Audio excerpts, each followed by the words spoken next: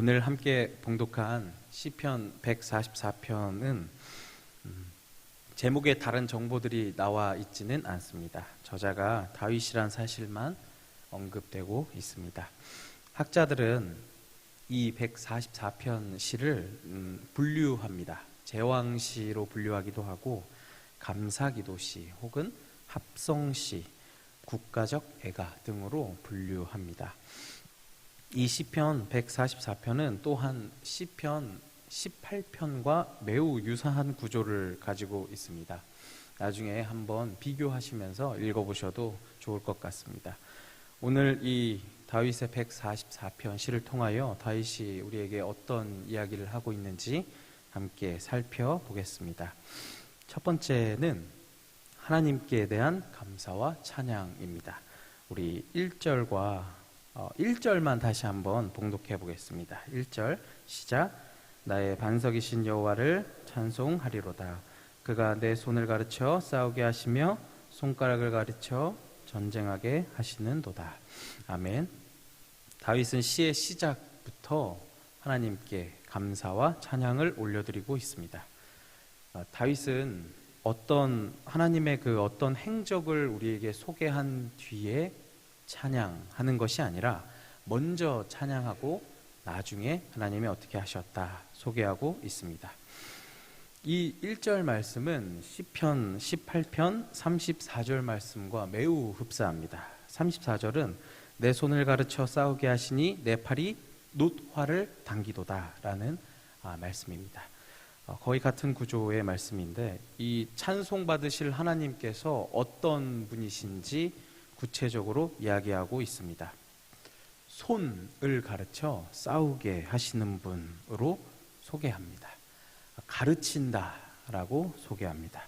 이 가르친다라는 단어는 혹독하게 훈련시키다라는 뜻이 있습니다. 그런데 특히 무엇을 훈련시키셨습니까? 손가락입니다. 손가락. 전쟁에서 손가락으로 할 수 있는 것이 무엇이 있을까요? 요즘 시대 같으면 총을 쏘는 방아쇠를 당기는데 손가락을 사용하든지 버튼을 누르는데 손가락을 사용하겠지만 다윗의 시대에는 손가락으로 무엇을 할 수 있었을까요? 활의 시위를, 네, 맞습니다. 활의 시위를 당기는 장면을 묘사하고 있는 것입니다. 하나님께서는 거룩한 용사로서 자신의 종이자 왕이었던 다윗에게 활 쏘는 법을 알려주고 계셨던 것입니다. 조금 더 부드럽게 번역을 해보면 이 말씀은 전쟁을 위하여 나의 손들을, 전투를 위하여 나의 손가락들을 훈련시킨 분이시다 라는 뜻이 됩니다. 1절에서는 하나님의 백성들의 전투에 구체적으로 개입하셔서 승리하게 하시는 하나님을 찬양하고 있는 것입니다. 1절이 주님께서 공격하는 법을 가르쳐 주었다면 2절은 조금 다릅니다. 2절에서는 하나님께서는 방어하는 진지가 되십니다. 2절을 보면 여호와는 나의 사랑이시요 나의 요새이시요 나의 산성이시요 나를 건지시는 이시요 나의 방패이시니 이렇게 되어 있죠. 시편 18편 2절과 대체적으로 일치합니다. 이 구절도. 이 2절에서 다윗은 제일 먼저 고백합니다. 하나님은 여호와는 나의 사랑이시오 고백합니다. 이 사랑이란 단어는 이제 우리가 외울 때도 된 단어입니다.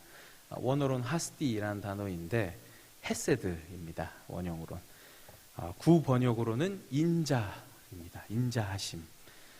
이 고백은 언약에 관련된 사랑을 이야기합니다.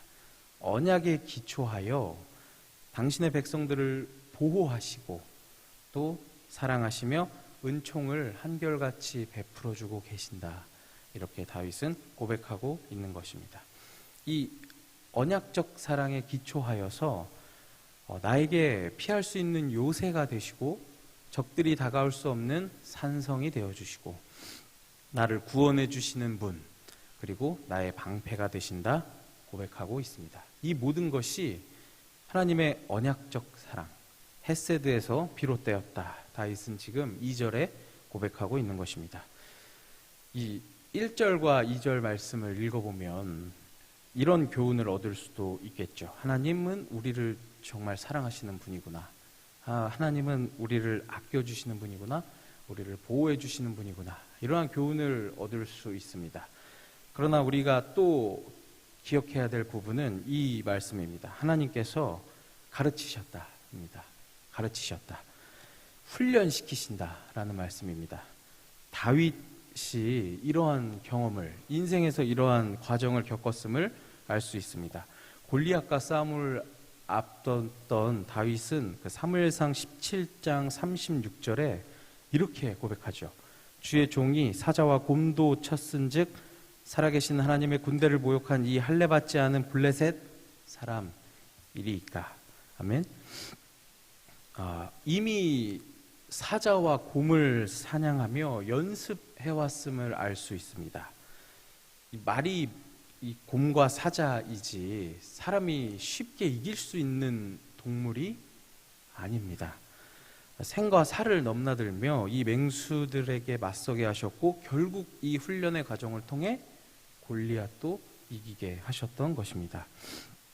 하나님께 귀하게 사용될 사람들은, 하나님의 사명을 감당할 사람들은 연단과 훈련의 과정이 삶 가운데 있다는 것입니다. 우리 삶의 과정 속에 하나님, 이 과정은 왜 제게 하나님 대체 주어지는 것입니까?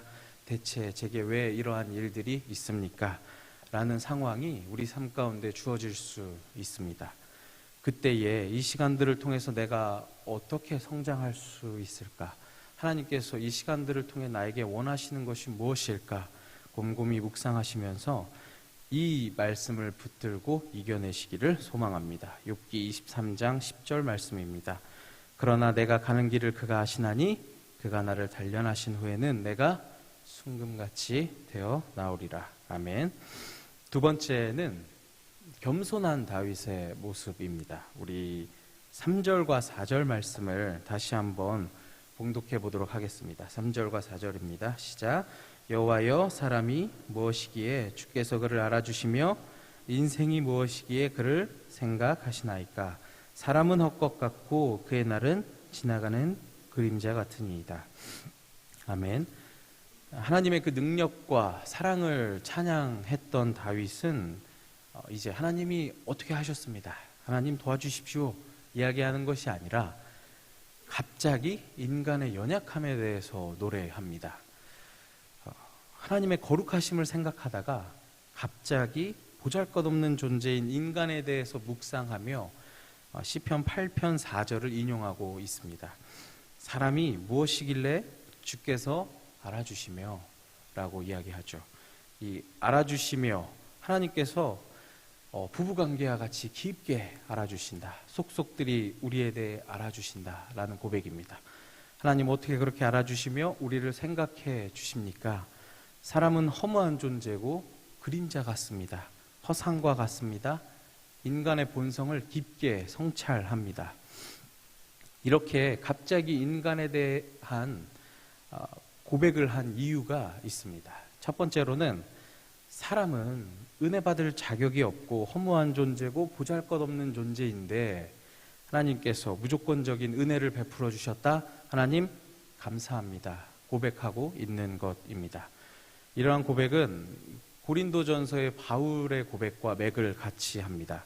고린도전서 15장 10절 말씀인데 우리 함께 봉독해 보겠습니다. 시작. 그러나 내가 나 된 것은 하나님의 은혜로 된 것이니 내게 주신 그의 은혜가 헛되지 아니하여 내가 모든 사도보다 더 많이 수고하였으나 내가 한 것이 아니요 오직 나와 함께 하신 하나님의 은혜로라. 아멘. 이 짧은 구절에 하나님의 은혜라는 단어가 3번이나 등장합니다. 그리스도인을 박해했던 바울이 그리스도인이 된 것도 놀라운 사실인데 더 나아가 믿지 않는 사람들을 전도하는, 그리스도인들이 되게 하는 사도로 예수 그리스도의 부활의 복음을 전하고 있는 것, 이것도 놀라운 일입니다. 그러나 이것은 바울의 노력이나 힘이 아니라 오직 하나님의 강권적인 은혜로 가능했다. 바울은 고백하고 있는 것입니다. 오늘 144편의 이 다윗도 같습니다. 대적들의 전쟁에서 승리하고 평안케 되는 것은 오직 하나님의 은혜만이 역사하셨다 고백하고 있는 것입니다. 사람은 허무하고 그림자 같고 허상 같지만 하나님의 선하심으로 은혜를 베풀어 주셔서 하나님 감사합니다 고백하고 있는 것입니다. 또 이러한 인간의 연약함을 고백한 두 번째 이유가 있습니다. 인간의 한계를 깨닫고 극복하기 위한 그 방법을 실천하기 위해서입니다. 여기에 다윗의 신앙에 대단한 점이 있습니다. 하나님께서 앞서 공격하는 법도 알려주시고 방어를 위한 산성도 되어주셔서 승승장구했던 다윗은 교만하지 않습니다. 교만하지 않고 여전히 하나님 능력을 베풀어 주십시오. 하나님 개입해 주십시오. 함께 해 주십시오. 저를 구원해 주십시오. 저와 동행해 주십시오. 겸손하게 간구하고 있는 것입니다. 5절부터 11절까지가 구체적으로 하나님 어떻게 도와주십시오. 하나님 함께 해 주십시오. 간구하고 있습니다. 좀 주목할 단어는 역시 손입니다. 5절부터 11절까지도 손이란 단어가 계속 등장합니다. 나의 손을 가르쳐 주셨던 주님께서 이제 주님의 손으로 이방인들의 손들에게서 저를 구해 주십시오 간구합니다. 이 손이란 단어들이 계속 나오는 것은 이 대결을 의미합니다. 대결. 하나님과 이방 세력들의 대결.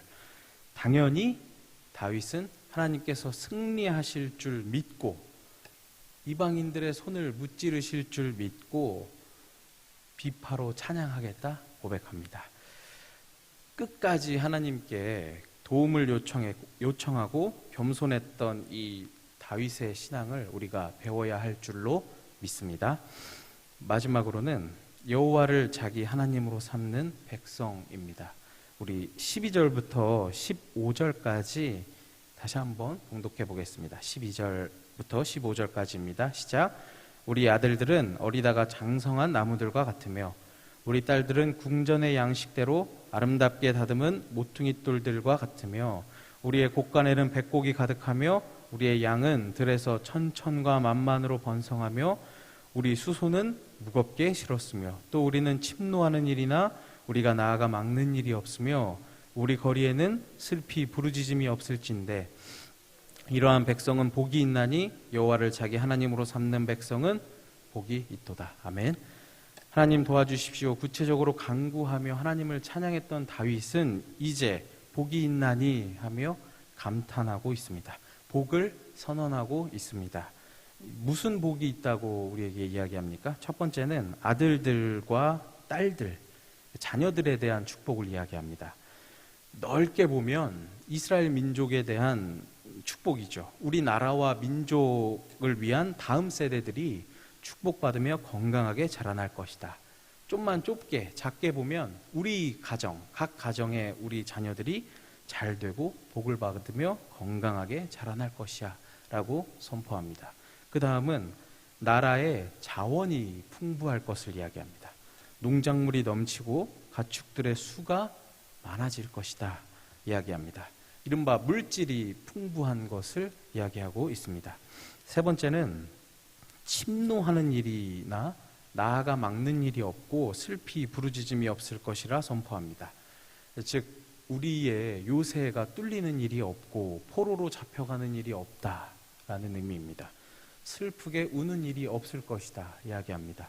평화로운 시대, 평안함이 우리에게 주어질 것이다 선포하고 있는 것입니다. 인간이 누릴 수 있는 완벽한 형태의 축복입니다. 자녀들이 잘 되고 물질이 풍부하고 평안하게 되는 것. 이 하나님의 완벽한 보호, 하나님이 주시는 풍요, 하나님이 주시는 이 번영, 평안함은 누구에게 주어진다고 다윗은 마지막 절에 이야기하고 있습니까? 여호와를 자기 하나님으로 삼는 백성입니다.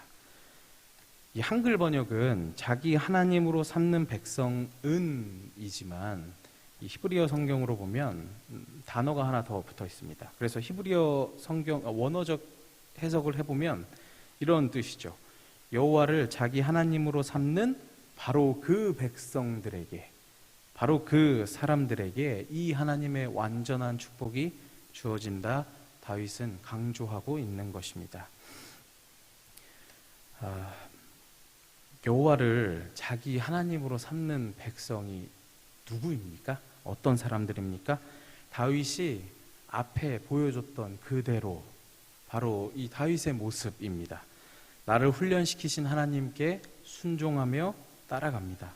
그러한 하나님께 감사와 찬양을 올려드립니다. 그리고 겸손한 사람입니다. 자기의 한계를 알고 겸손하게 하나님 앞에 나아가며 매 순간 하나님 도와주십시오. 하나님 함께해 주십시오. 매 순간 주님께 도움을 구하는 사람입니다. 우리 모두 오늘 이러한 다윗의 신앙을 배워서 하나님께서 주시는 복을 통하여 하나님 행복합니다. 하나님 감사합니다. 고백하게 되시는 저와 여러분들 되시기를 소망합니다. 기도하겠습니다.